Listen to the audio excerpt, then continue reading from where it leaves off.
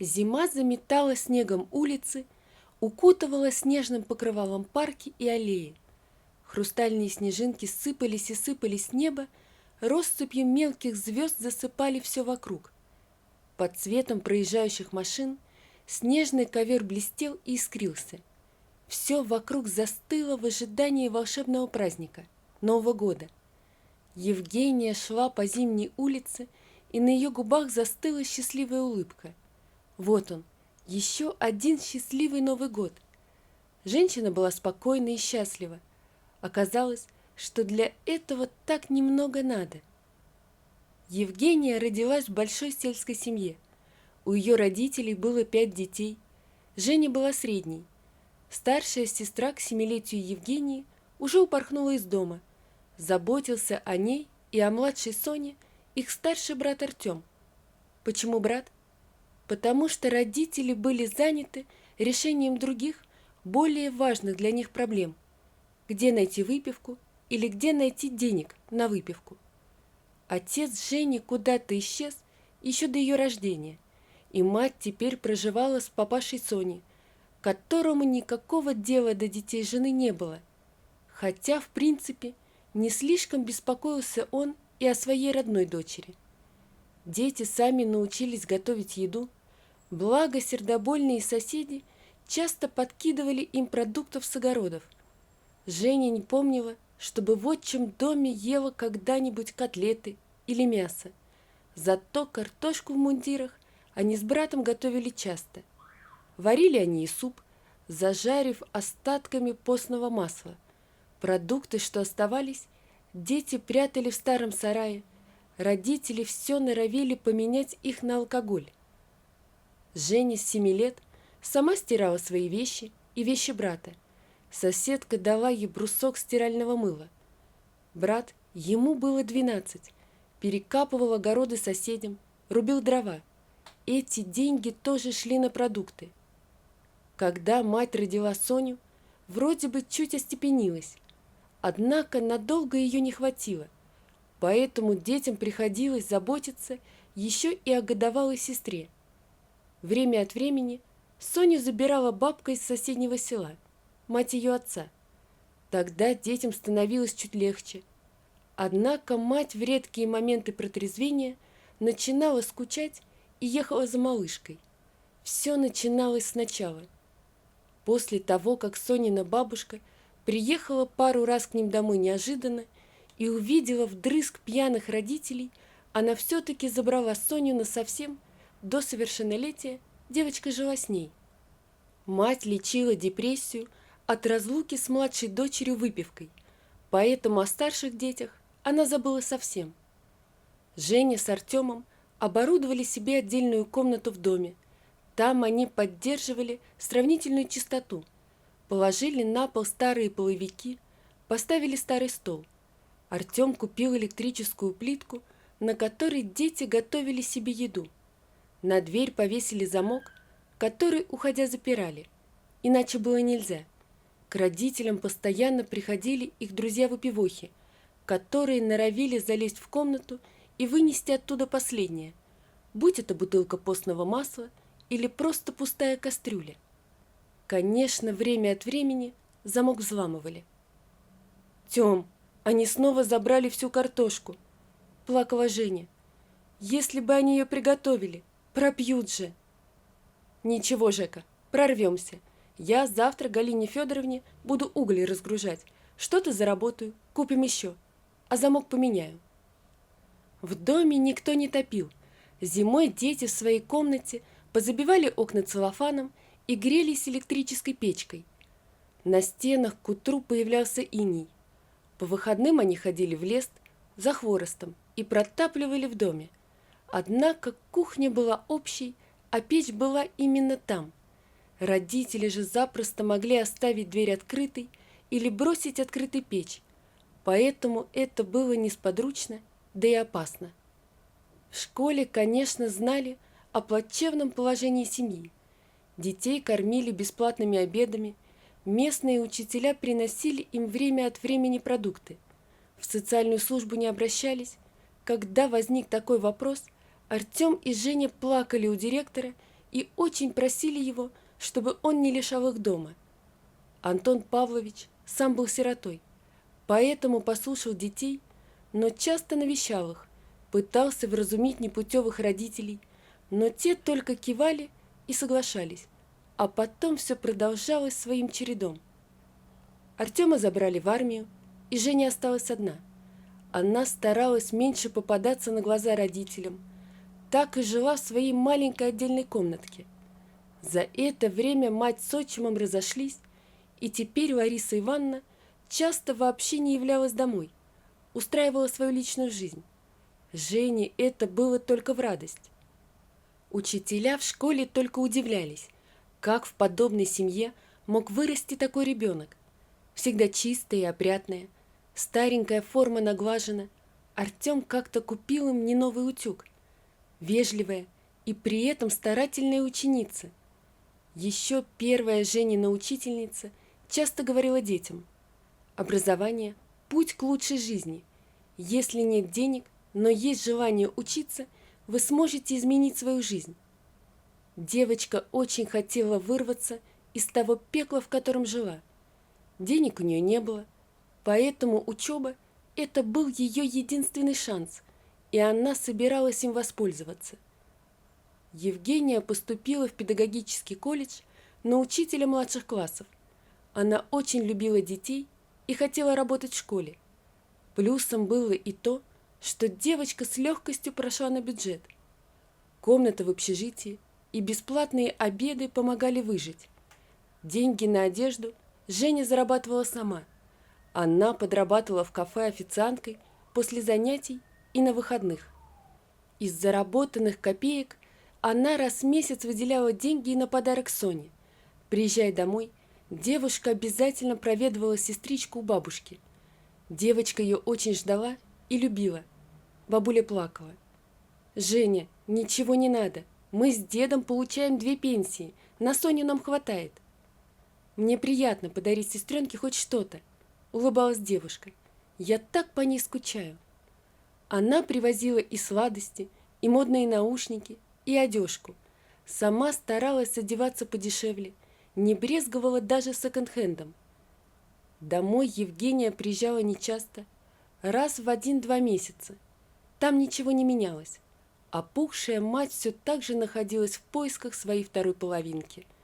Девушка покупала ей хлеб и пару килограммов круп, варила суп. Училась Женина отлично, ей нужна была стипендия. Однако подруг у нее не было, не привыкла девушка доверять людям. Часто писал и иногда высылал деньги Артем. Он уехал работать на север, успел купить там дом и жениться. Парень звал сестру к себе, но она все сомневалась.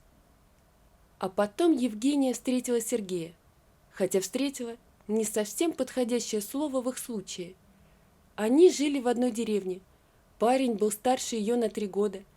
Единственный сын в довольно обеспеченной семье. Лучший парень на деревне. Он просто никогда не обращал внимания на маленькую забитую серую мышку в обносках. Женю попросили спеть на празднике Нового года в деревенском клубе. Она согласилась. Пела девушка хорошо, даже была участницей местного вокального ансамбля, пока не уехала учиться. В платье Снегурочки, взятом из костюмерного клуба и подшитом по фигуре, с длинной светлой косой и наивной детской улыбкой, Сергей вдруг увидел девушку совсем по-другому. «Жень, а ты надолго к нам?» Подошел парень к ней после концерта. «До конца каникул, еще 10 дней», – удивленно ответила та. Раньше Сергей никогда не обращал на нее внимания. «Тогда давай завтра сходим на горку, там все наши собираются, а сегодня я тебя проведу. Идет?» Парень был так уверен в себе и говорил таким тоном, будто все уже решено. Женя не подумала отказываться. Сергей нравился ей, как и всем девушкам в их деревне. Эти каникулы они провели вместе, а после этого Женя начала приезжать домой с колледжа уже чаще, пару раз в месяц. Однако у матери был новый ухажер, и в доме было находиться невозможно. «Жень, «Давай сегодня пойдем ко мне», – предложил в один из выходных Сергей. «Я ведь вижу, что тебе дома оставаться нельзя». «Там твои родители, я не могу». Девушка потупила взгляд. «Они нормальные, о нас знают, знают, что ты моя невеста. Пойдем ко мне, заодно и познакомитесь». Сердце девушки чуть не выпрыгнуло из груди. «Невеста», — думала она, — «я не просто так, я невеста». Родители Сергея действительно оказались очень хорошими людьми. Все в деревне знали о том, как жила Женина мать и как пытались изменить свое будущее ее дети.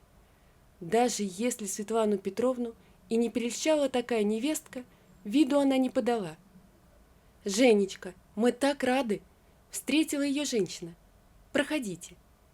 Ей предложили приезжать к ним домой, чтобы не встречаться лишний раз с нетрезвой матерью и ее ухажерами. Так Евгения стала официальной невестой Сергея. До самого конца учебы девушка ездила к родителям Сергея как к себе домой. Они жили с парнем в его комнате, Жене выделили отдельные полки в шкафу. Впервые в жизни она уезжала из дома с полными сумками. Светлана Петровна накладывала ей и овощей, и мясо, и пирожки пекла.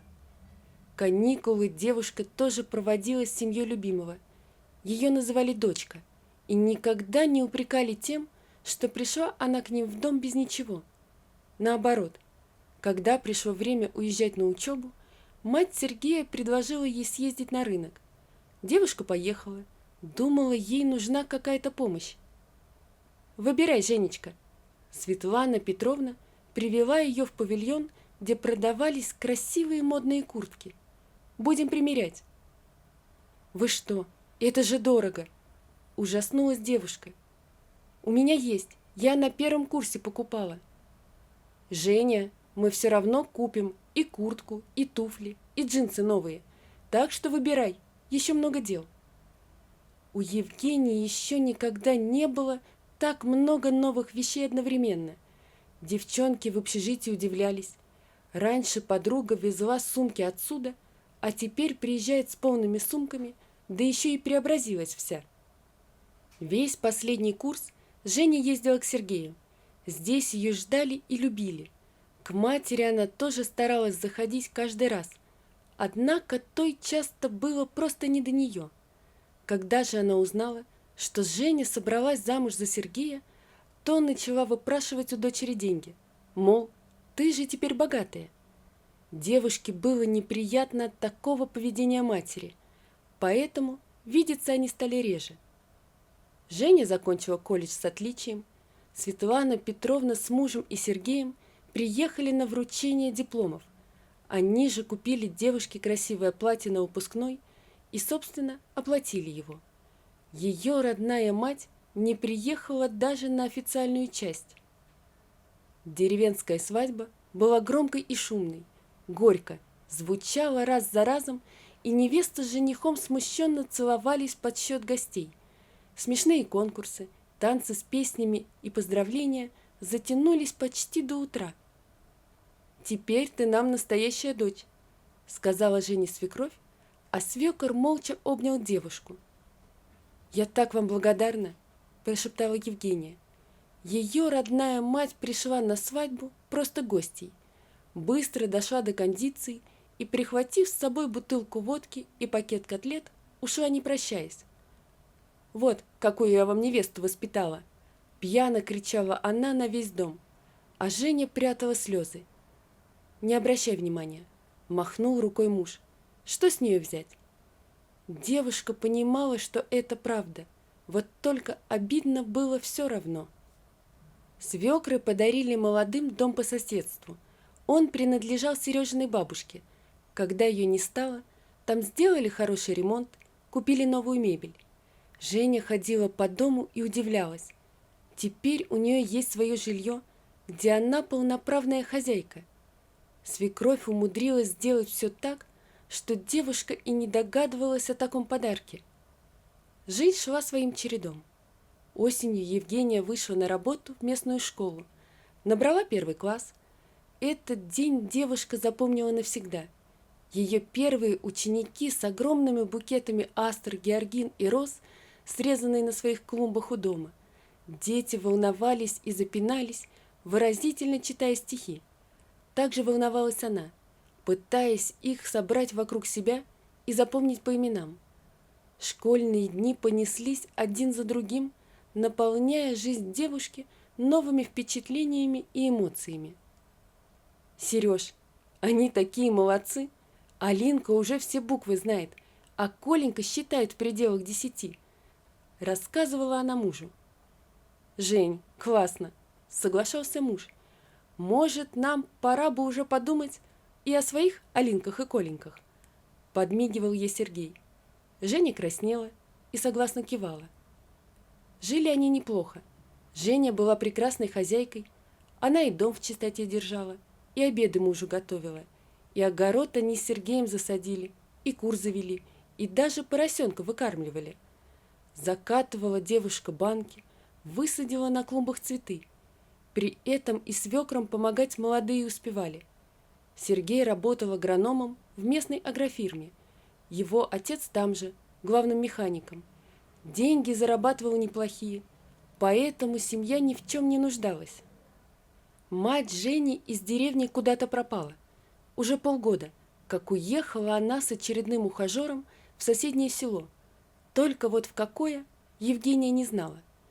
Иногда девушка ходила к родному дому, но, увидев висящий замок на двери, возвращалась ни с чем. К лету девушка забеременела. Они с мужем с радостью ждали ребенка, обрадовались и свекры. «Купим самую лучшую коляску, договорюсь с кумой за отдельную палату в роддоме», начала планировать сразу Светлана Петровна.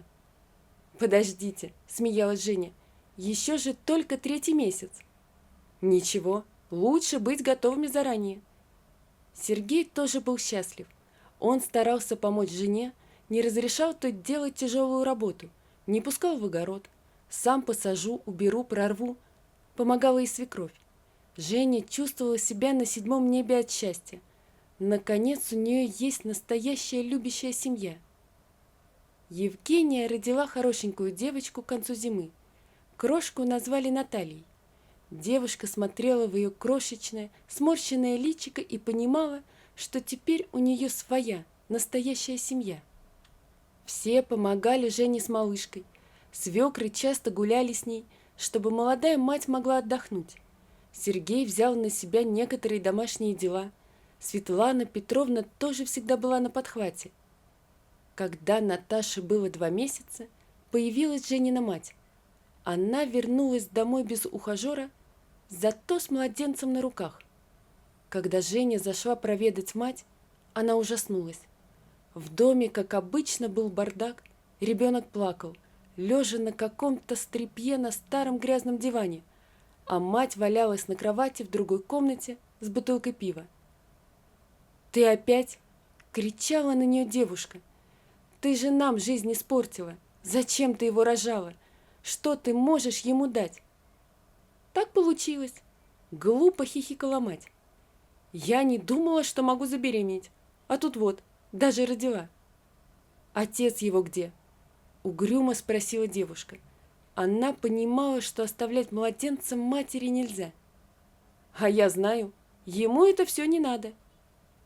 Девушка вымыла и переодела малыша, купила и приготовила нормальную смесь. Мать кормила его кипяченым коровьим молоком. Женя плакала, возвращаясь домой. Она очень хорошо помнила свое детство. Девушка проведывала малыша каждый день. Оказалось, что мать назвала его Женей.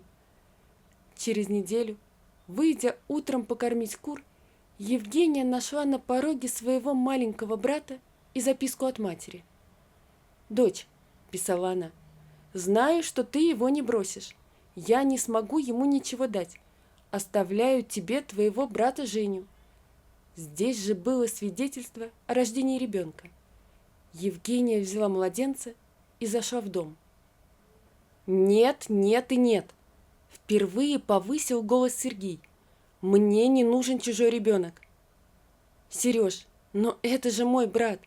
Ты посмотри, он же совсем маленький. как я его брошу?» – плакала Женя.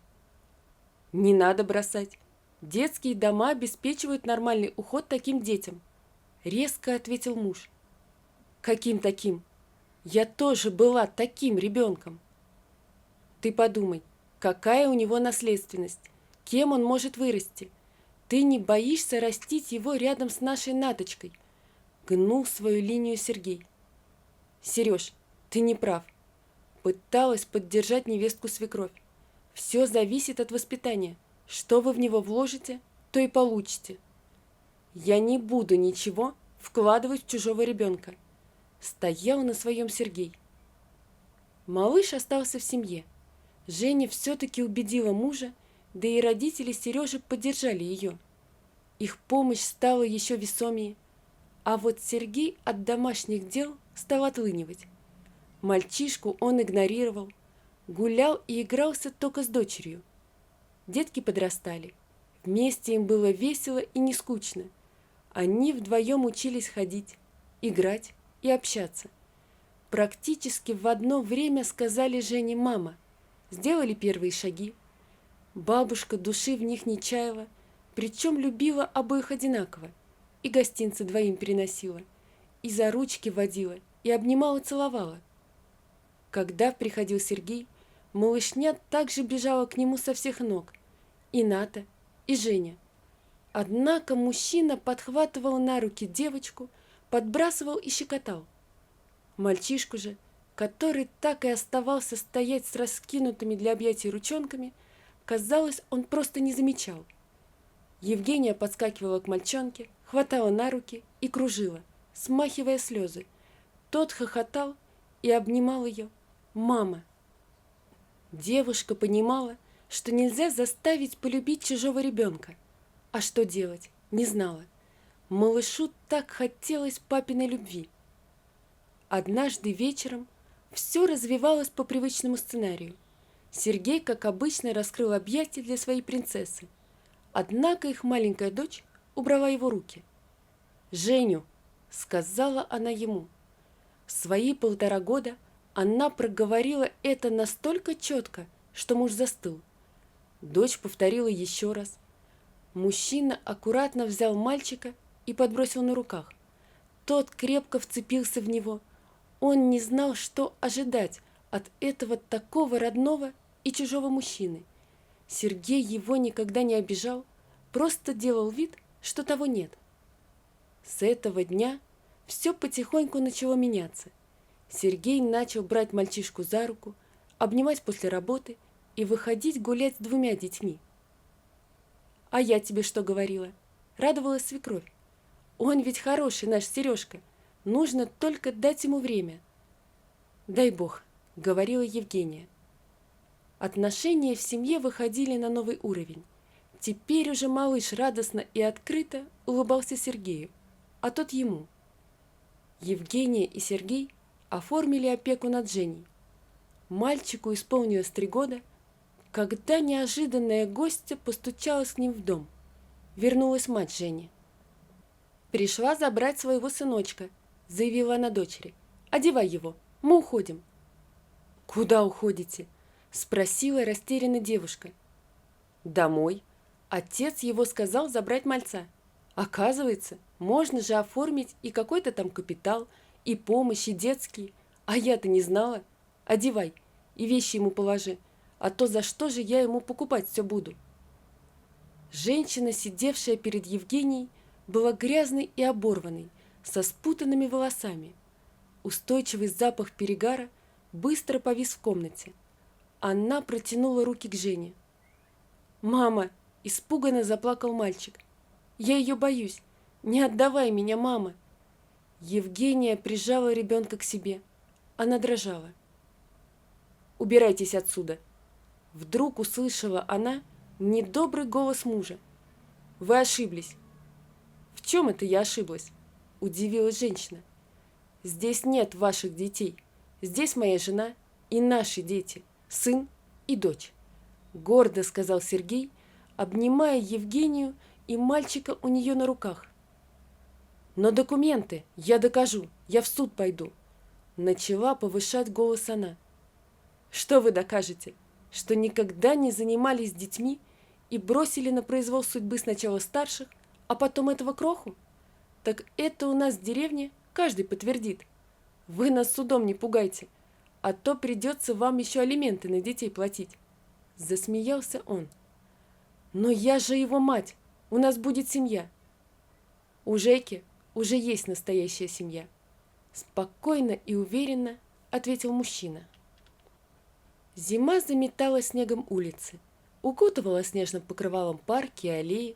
Хрустальные снежинки сыпались и сыпались с неба, россыпью мелких звезд засыпали все вокруг. Вот он, волшебный праздник, Новый год.